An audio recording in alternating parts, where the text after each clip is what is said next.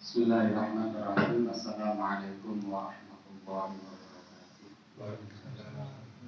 Alhamdulillahilladzi arsala rasulahu bil huda wa dinil haq liyudhhirahu 'ala dini kullihi wa kafa billahi shahida. Asyhadu an la ilaha illallah wahdahu la syarika lahu wa asyhadu anna Muhammadan abduhu wa rasuluh.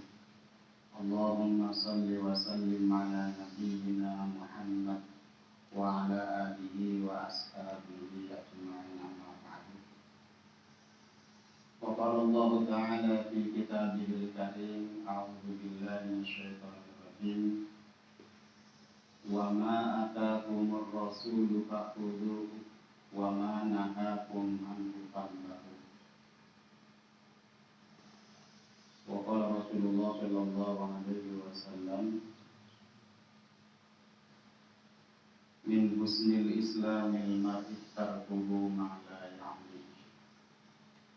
Bapak Ibu jamaah salat maghrib rahimakumullah, bersama-sama kita bersyukur pada Allah Subhanahu wa taala atas limpahan rahmat karunia yang diberikan kepada kita, hingga pada malam ini kita bertemu kembali dengan kajian rutin kita, yaitu kajian HPT Himpunan Lulusan Aceh, di mana pada malam ini kita akan melanjutkan pembahasan minggu yang lalu, masih seputar usul fikih yang pertama, kedua, insyaallah malam ini yang ketiga.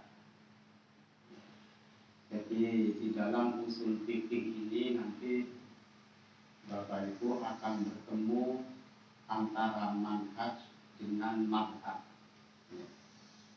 Ada manhaj, ada madhab. Kenapa muncul madhab? Kenapa muncul madhab? Dan apa manhaj itu bedanya dengan madhab? Selama ini kadang-kadang kita kan terjebak dengan istilah itu ya. Oh, ini madhabnya ini madhabnya itu, ini dan itu, sehingga menjadi rendah. Apakah harus seperti itu? Apakah Islam itu di kotak-kotak seperti itu? Ya. Pada malam ini kita masuk pada bagian yang ketiga, ya. Di dalam APT itu masih halaman 302. Di sana menjelaskan tentang hadis mauquf jadi marfu karena qarinah. Qarinah itu kalau di dalam bahasa Arab banyak makna, banyak arti. Al-mauquf yakunu fi hukmil marfu' idza kana fihi qarinatun yufhamu minha raf'uhu ila Rasulillah sallallahu alaihi wasallam fa qauli ummi Atiyah kunna nu'miru an yakhruja fil 'idil huyyadah al hadis wa nahwahu. Artinya gini, hadis mauquf termasuk hukum marfu apabila terdapat qarinah yang bisa dipahami kemarfu'annya kepada Nabi. Seperti kata Ummi Atiyah, kita diperintahkan supaya mengajak keluar dalam hari raya orang-orang yang sedang haid, yang sedang menstruasi. Ummi Atiyah yang ngomong. Ummi Atiyah itu pernah diperintah oleh Nabi, kan bukan berarti dari Nabi langsung. Itu mauqufnya sampai di Ummi Atiyah. Hadis ini diceritakan oleh Ummi Atiyah. Dulu kami diperintahkan oleh Rasul itu untuk datang ke tempat sholat Id sekalipun kami sedang haid.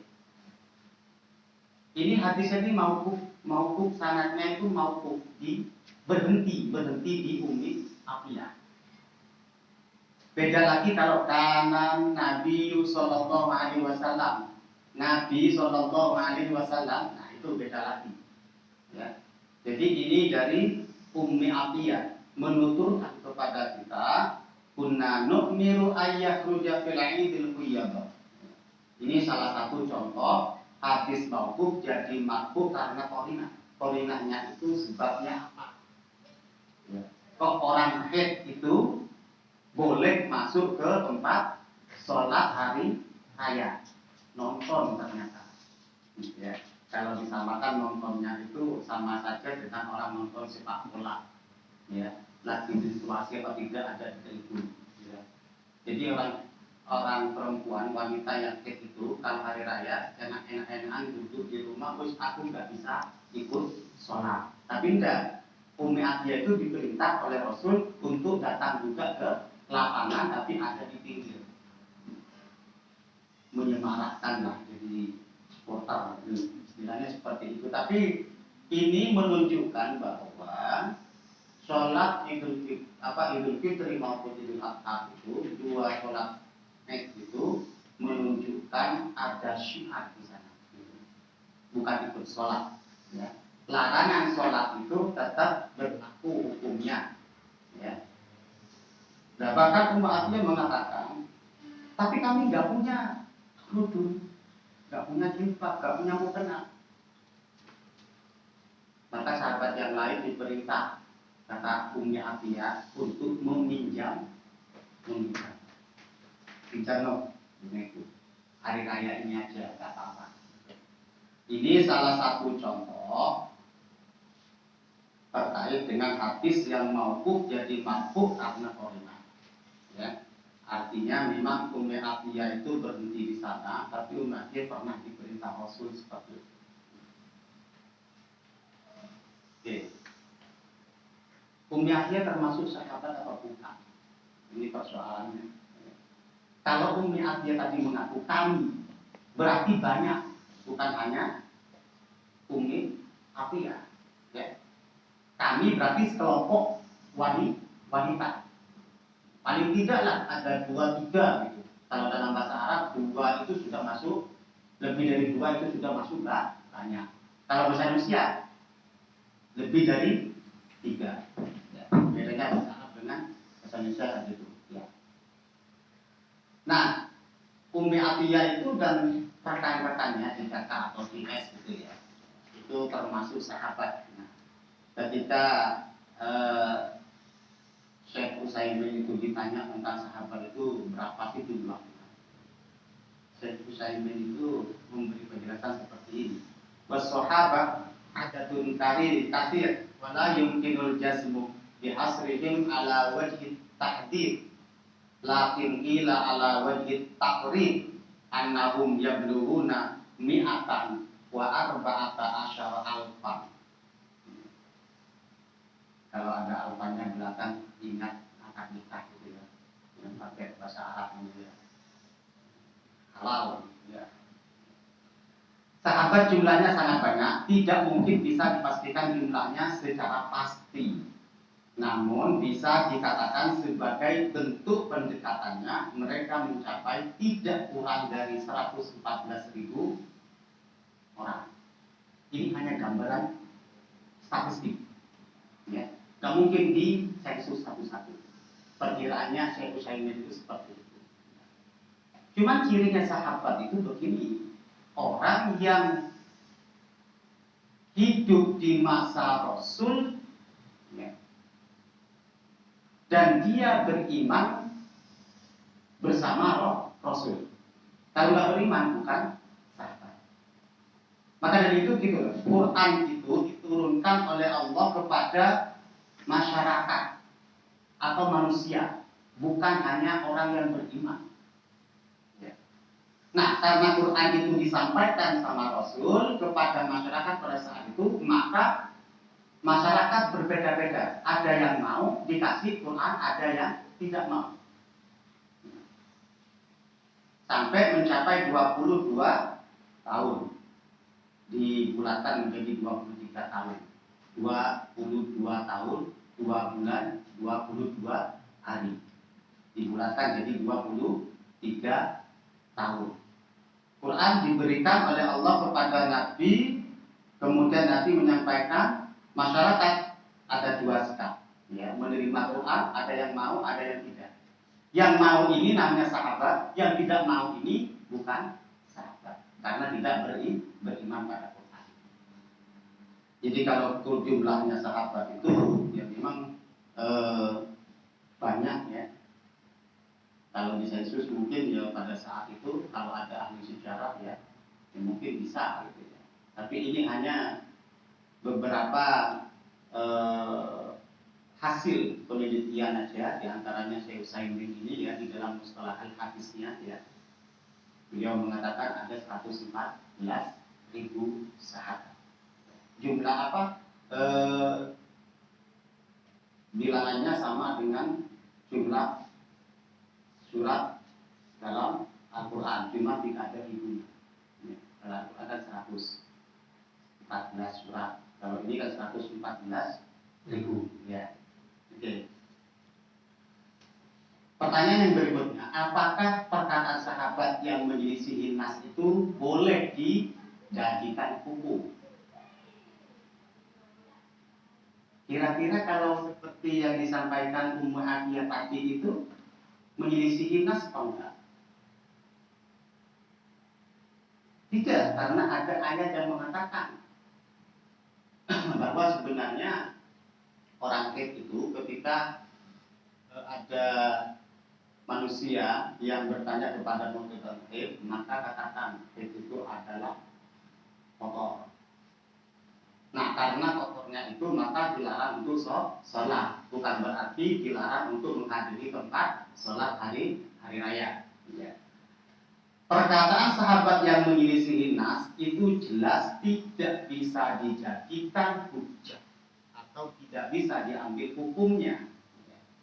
Sahabat Nabi misalnya Ibnu Abbas radhiyallahu anhu berkata, "Urahum sayahdikuna aqulu qala Nabi sallallahu alaihi wasallam wa yaqulu naha Abu Bakr wa Umar."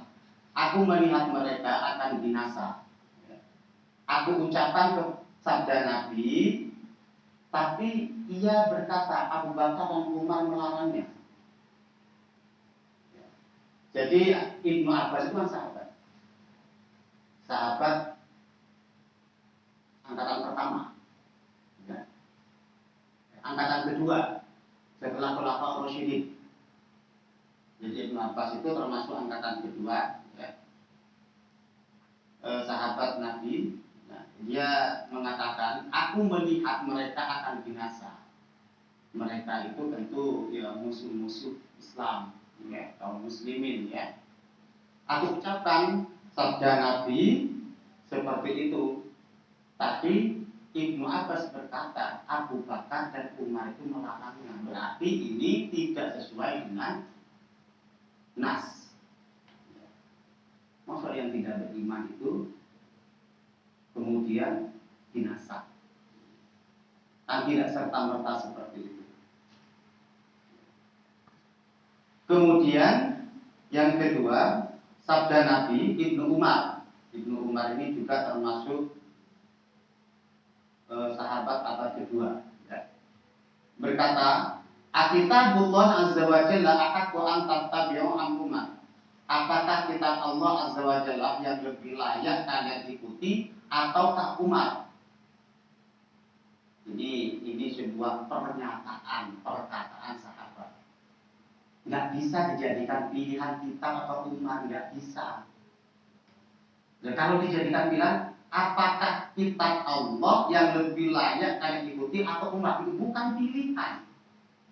Kitab Allah itu wajib kita percayai, bukan sebuah pilihan. Maka ini karena tidak sesuai dengan nas, menyelisih nas, maka tidak bisa dijadikan hukum atau jadikan hujjah dalam diri. Bukan sebuah pilihan. Oke. Selanjutnya perkataan sahabat yang menyelisihi nas lagi. Ini contoh yang ada contoh yang sesuai sunnah, yang sesuai nas ini ya. Hadis ini yang sesuai dengan nas. Ya. An Abdillah qala man sarrahu ayyal Allah wa dan musliman fal yuhafid.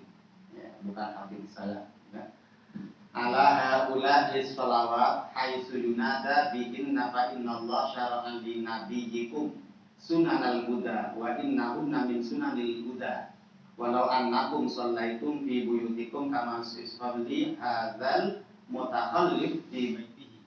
La taraktum sunnata nabiyyikum walau taraktum sunnata nabiyyikum la dhalaltum wa ma min rajulin yatahharu fa yusilu tuhur thumma ya'midu ila masjid min hadhil masajid illa kataballahu lahu bi kulli khatwatin yaqtaruha hasanatan wa yarfa'uhu biha darajatan wa yaghuddu anhu biha sayyi'atan wa laqad ra'aytuna wa ma yatakhallafu anha illa munafiqun ma'lumun nifaq wa laqad kana ar-rajul yu'ta bihi yuhada baina ar-rajulain hatta yuqama bis-shaff.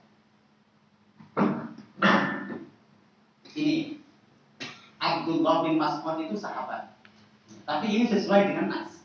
Ya. Lihat nanti nasnya di mana. Lihat. Semoga Allah meridhoinya. Ia berkata,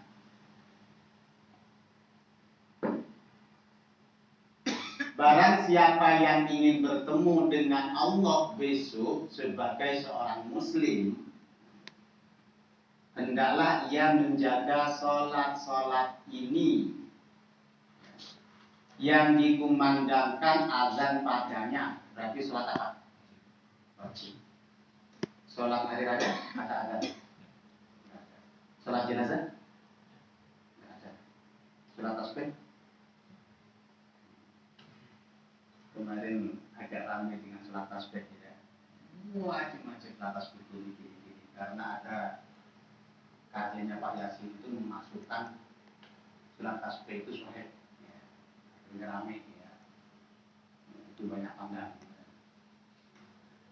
Sesungguhnya Allah mensyariatkan kepada Nabi kalian.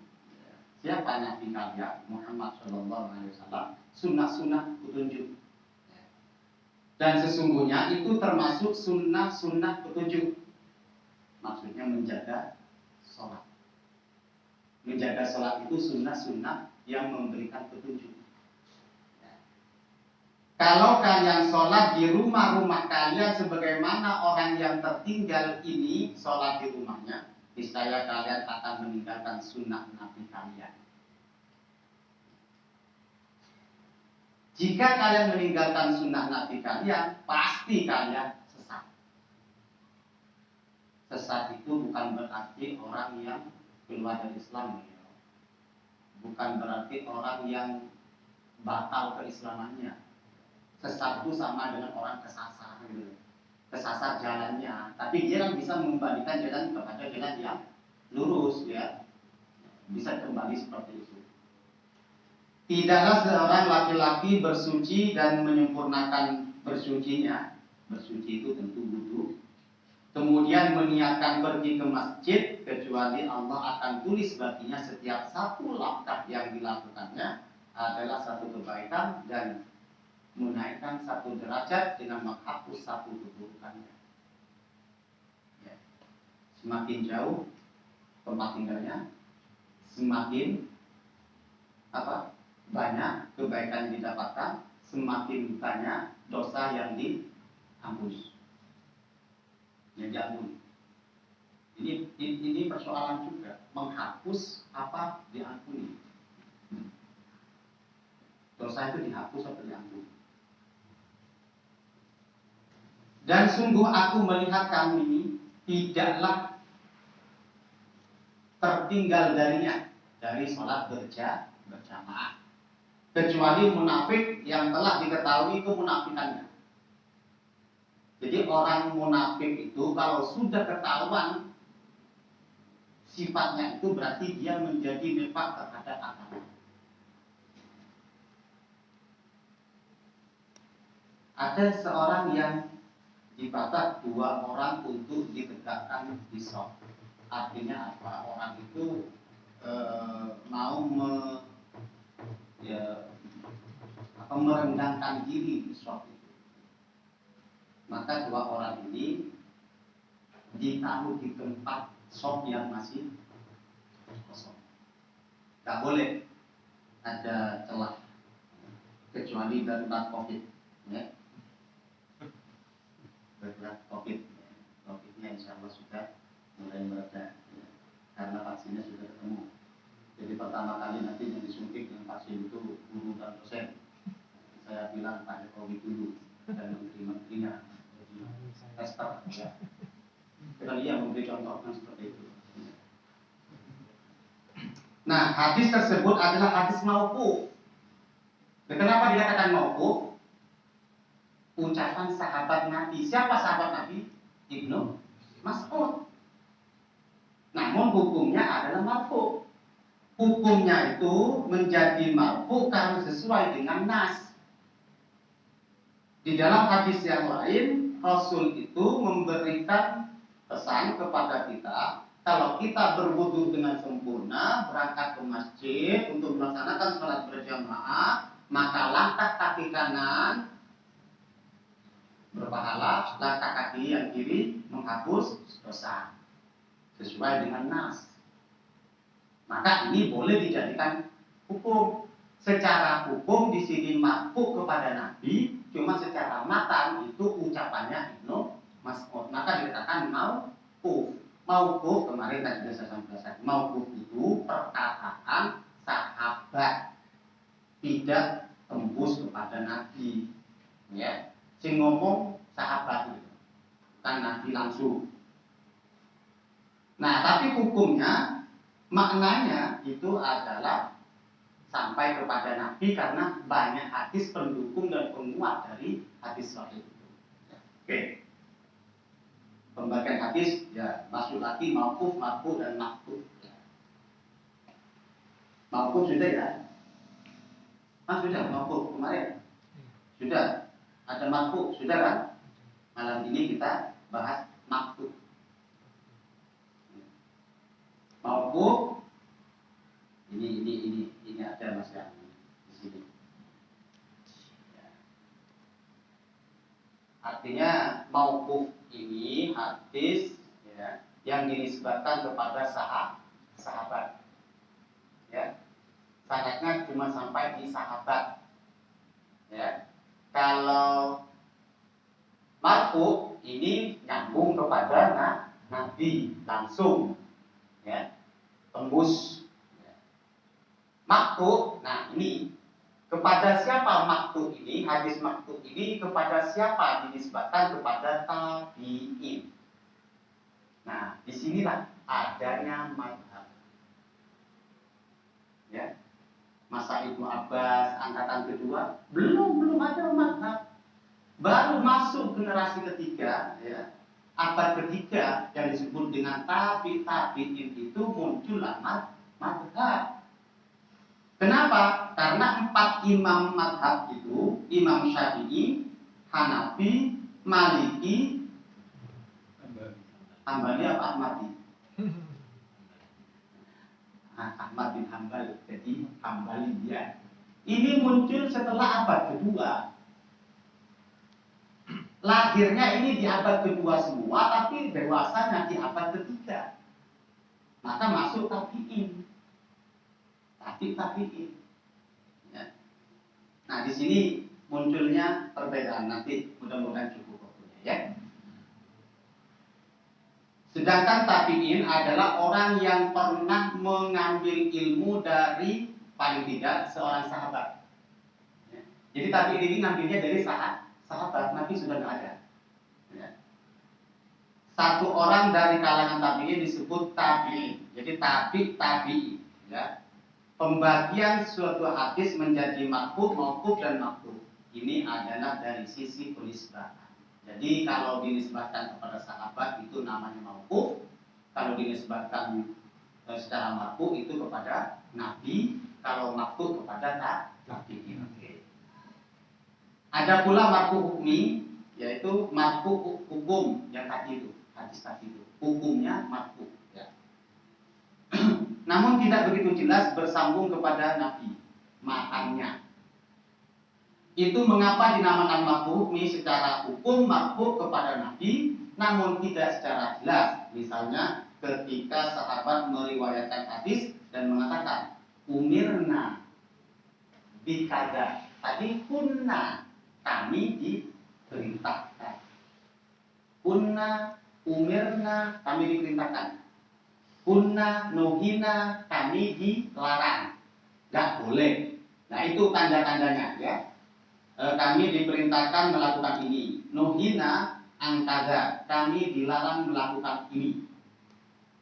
Maka tadi saya baca surat Al-Asr itu, wa ma atakumur rasul fakhudhuhu wa ma nahakum anhu fantahu. Ayo kita ambil apa yang diperintahkan Rasul dan kita jauhi apa yang dilarang. Nah itu bagian daripada penjelasan hadis mauquf yang marfu, ya, namanya marfu hukmi, hukumnya yang nyambung kepada Nabi. Oke, hadis maqtu. Ya. Jika sebuah hadis dinisbatkan kepada orang-orang setelah sahabat Nabi, baik tabi'in maupun setelahnya, itu adalah maqtu. Jadi tabi'in terus sampai ke ahli hadis Albani lah katakan, yang paling akhir. Syekh Albani itu yang punya kitab pembahasan tentang hadis ya. Hadis maqtu yang sahih, Muhammad bin Sirin rahimahullah adalah salah seorang tabi'in, murid dari sekian banyak sahabat Nabi seperti Anas bin Malik dan Abu Hurairah. Beliau menasihati kaum muslimin untuk selektif dalam mengambil ilmu agama, hanya dari orang yang berilmu dan ahli sunnah. Oke. Contohnya hadis maqtu ya. An Muhammad bin Sirin yang tadi itu qala inna hadzal ilma dinun fanzuru amman ta'khuduna dinakum. Ini riwayat Muslim dalam Muqaddimah Sahih Muslim ya. Dari Muhammad bin Sirin. Siapa Muhammad bin Sirin? Tabi'in. Tabi'in itu pernah berguru kepada sahabat. Sahabat pernah berguru kepada Nabi. Nabi berguru kepada Jibril. Jibril diperintah Allah. Makanya ada orang yang bersikukuh, jangan kita sembarang pakai hati, jangan langsung kepada Nabi, harus ada urutan-urutannya gini. Ada yang meyakini itu. Sesungguhnya ilmu ini ada dalam agama, maka lihatlah kalian dari siapa kalian mengambil ilmu agama kalian. Maksudnya jelas gurunya. Oke.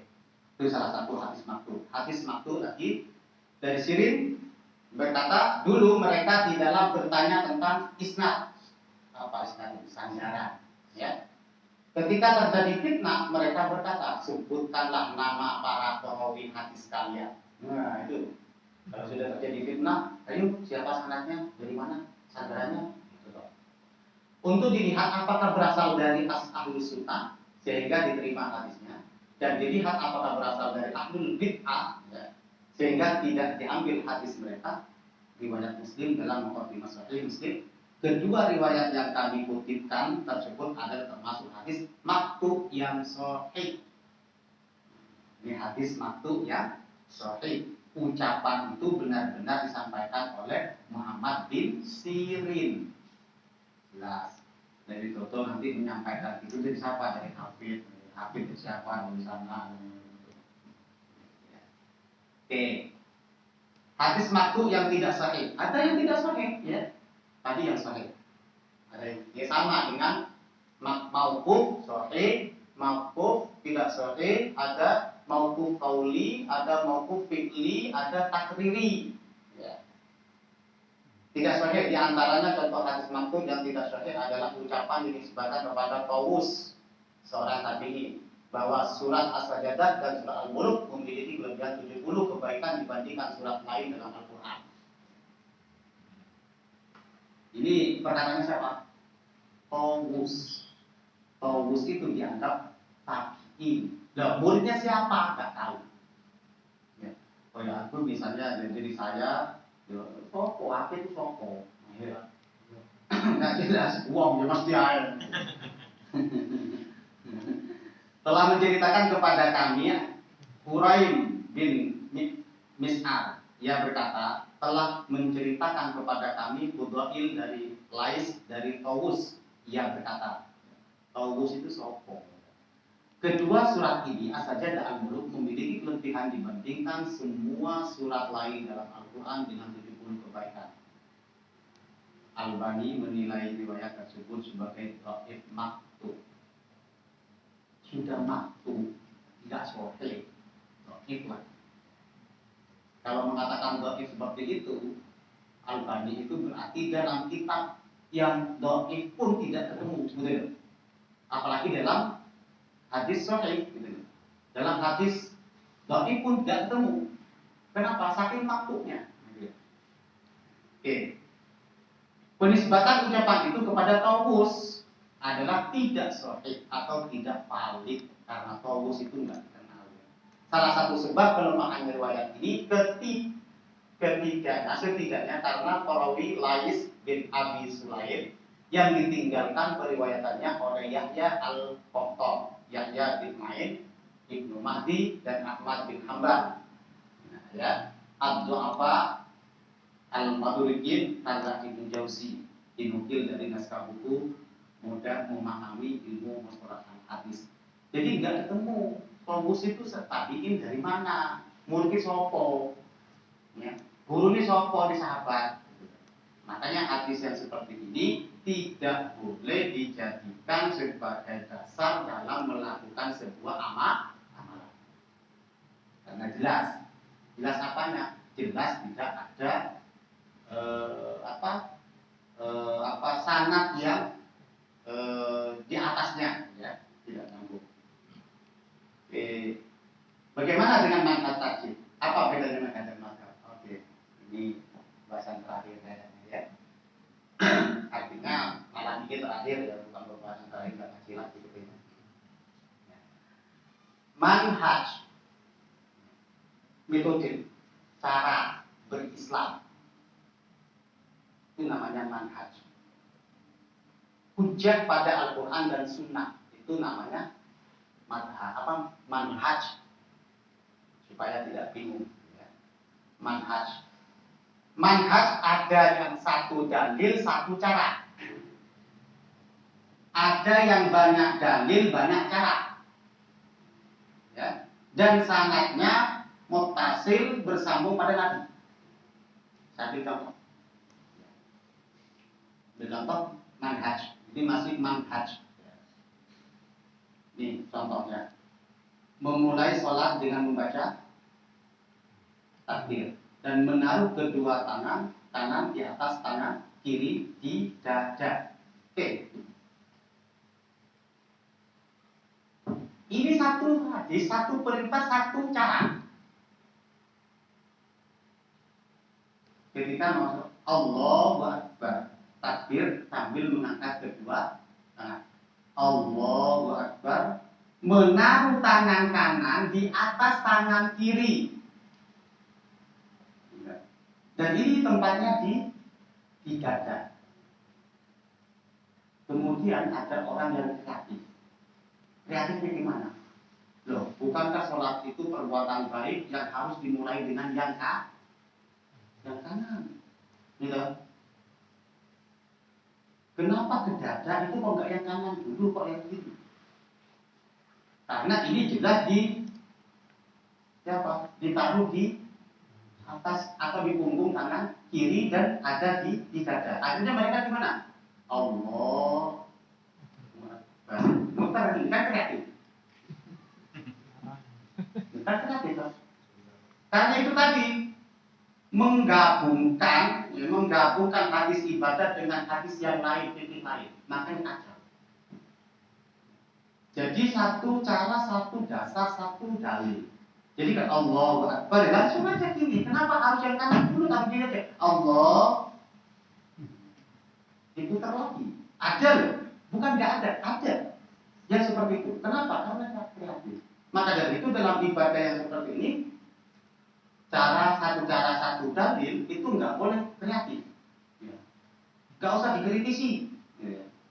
Jadi seperti itu, ya sudah itu. Cuma kayak Allah berarti, ya ada. Kalau nggak ada, nggak mungkin muncul ini karena kemarin muncul pertanyaan seperti ini.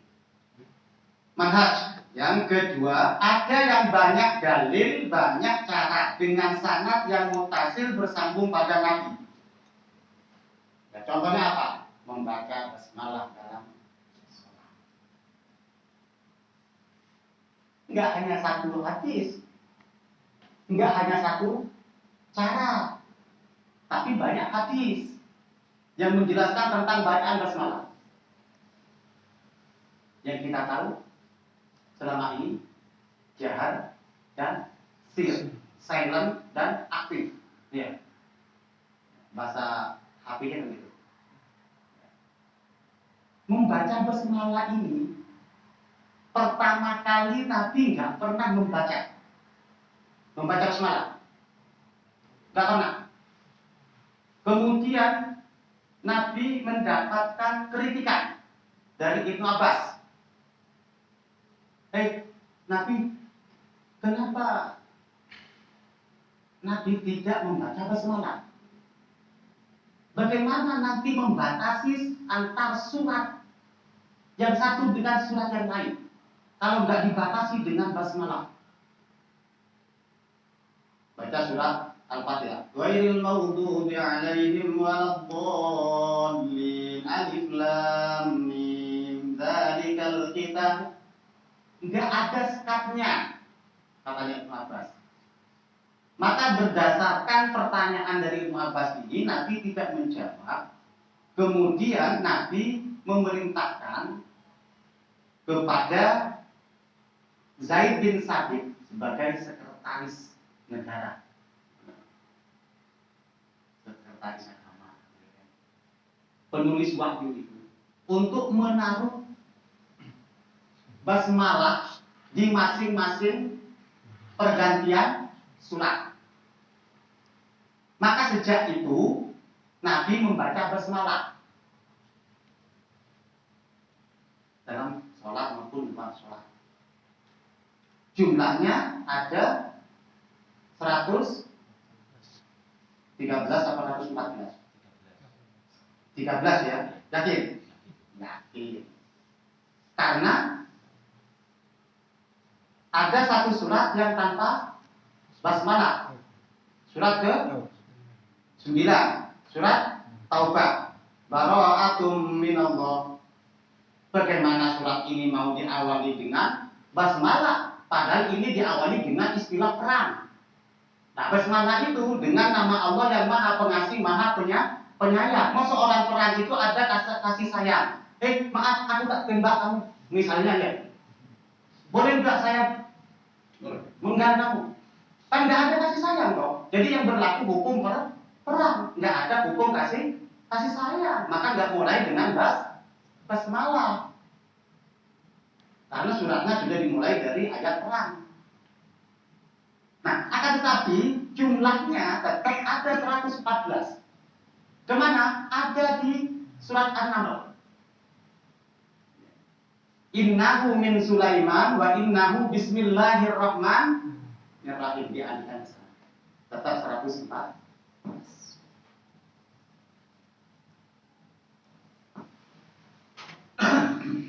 Dari sana maka Ibnu Abbas, Ibnu Mas'ud, ya, Abdullah bin Umar dan sebagainya, dan tabi'in itu, ya, belajar dari satu manhaj Nabi ini yang berbeda-beda. Kadang Nabi itu baca, tidak baca kan tadi?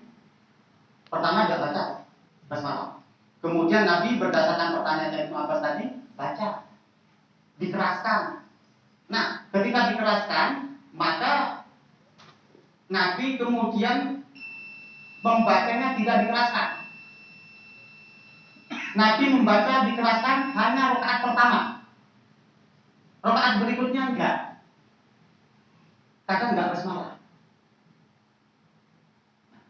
Dari empat-empatnya ini semuanya manhaj dari Nabi. Cuma yang membawa ini tabi'in, Ibnu Abbas, terus Ibnu Mas'ud, Abdullah bin Umar dan semacamnya itu kemana-mana, ya, kemana-mana. Maka muncullah di sana namanya madhab. Nah, Madhab itu artinya bukan kelompok, bukan golongan, tapi madzhaba ilaihi. Apa yang aku cenderungi, itu yang aku ikuti. Gak mungkin 4 imam ini ngambil 4 cara ini. Ya, Rasul gak membaca rakaat pertama silent, sir. Coba, bisa nggak kita ngelakuin 4 ini dalam satu sholat? Misalnya, pertama, Bismillahirrahmanirrahim. Oh, kemudian sir. Bismillahirrahmanirrahim. Kemudian nggak baca. Terus kemudian, jadi tidak mungkin ini dilakukan semua. Ini manhajnya, Nabi pernah melakukan 4 hal ini, ya. Tapi nggak mungkin salah satu di antara 4 madhab itu mengambil semuanya. Nah, Imam Syafi'i ngambil jahar, berkembang di Baghdad. Ya, berarti kan berkembang di sana. Bacaannya jahar. Ya, Imam Maliki pilih nggak baca. Oh, daerah mana ini? Imam Hanafi itu sir. Ya. Kemudian Imam Ahmad nggak baca. Imam Ahmad sir. Imam Hanafi ini membaca di rakaat pertama. Makanya di Mekah itu ikut Imam Ahmad bin Hanbal sir. Nah, ini di sinilah munculnya madhab. Jadi madhab itu bukan kelompok, ya, bukan aliran, ya, tapi itu adalah apa yang dicenderungi. Karena tidak mungkin keempat-empatnya dilakukan sekaligus dalam satu waktu. Oh, yang Imam Syafi'i pilih yang jahar. Ya. Cuma persoalannya yang sampai sekarang ini salah paham itu karena tidak dijelaskan semua. Itu yang menunjukkan gagal paham itu, yaitu tidak dijelaskan secara utuh, gitu loh. Jadi latar belakangnya itu mestinya diceritakan semua. Sehingga paham, oh kecenderungannya Imam Syafi'i jahar. Oh kecenderungannya Imam Ahmad sir. Oh Imam Maliki gak. Oh Imam Abu Hanifah ayat pertama aja. Nah ini 4-empatnya manhaj. Cuma ketika dibawa oleh tabi'in murid-muridnya itu menjadi apa? Apa yang menjadi kecenderungan. Kita pun misalnya dikasih 4 ini, pilih yang mana? Pilih semua. Enggak mungkin. Pilih salah satu. Nah itu munculnya madhab. Jadi madhab itu bukan kelompok, bukan aliran. Ya. Jadi kalau ada pengajian ini, oh itu pengajiannya kok modelnya model Muhammadiyah ya. Emangnya Muhammadiyah itu ya menyimpang apa gitu. Loh, masih ada yang seperti itu. Ya, masih ada. Di berbagai daerah itu masih ada. Gimana awal Islam di sana? Alhamdulillah 95% Islam. Loh, jadi 5% Muhammadiyah. Nah, ada yang masih seperti itu. Ada.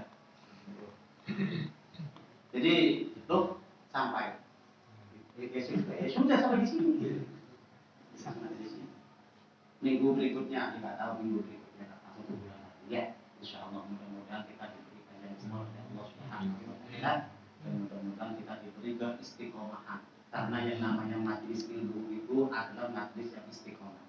Tidak ada dalam majelis itu yang tidak menebar kebaikan, pasti ada kebaikan. Jadi kalau ada ceramah tidak ada kebaikan di sana, berarti itu bukan majelis ilmu. Kalau ada yang menyalahkan antara yang satu dengan yang lain, ya itu bukan majelis ilmu. Majelis ilmu itu adalah menebar kebaikan dan menebar manfaat.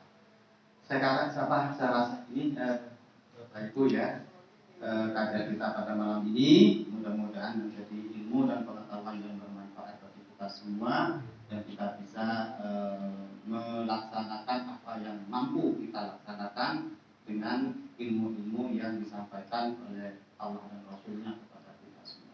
Kita tutup dengan doa kafaratul majlis. Subhanallah wa bihamdika asyhadu an la ilaha illa anta astaghfiruka wa atubu ilaik. Assalamualaikum warahmatullahi wabarakatuh.